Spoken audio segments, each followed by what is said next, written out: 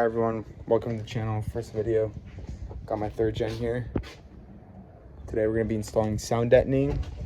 Not really too sure if I'm going to make this a whole thing and stick with the channel, but here we go. Not a whole lot's been done to it, it's pretty stock besides the aftermarket taillights. And then I got these white corner lights up here. Other than that though, it's pretty much stock. Got some extra sound deadening laying around, so that's what I'm gonna be doing today. Took off the back to see if it makes a difference. So I started off by stripping out the back and using the shop vac to pick up any dirt. Next, I went at it with just some napkins and degreaser to make sure that there was a clean surface to apply the sound deadening. All right, got it cleaned out. Let's get to installing. So all I've got here is some leftover sound deadening material.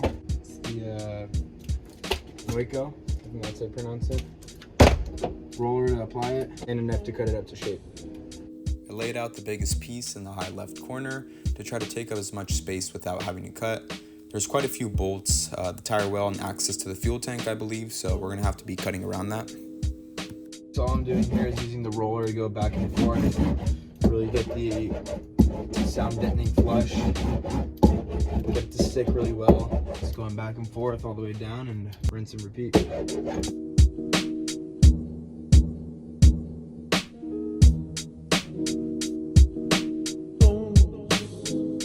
Alright guys, just finished up. Here's the finished product. As you can see, I didn't get 100% coverage, but I mean, pretty close to it. I don't think this is pretty enough to make like a drastic change.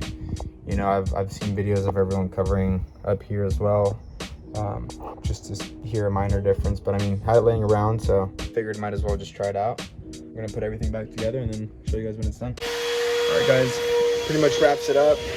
Just gonna finish up here, vacuum up, get everything cleaned up.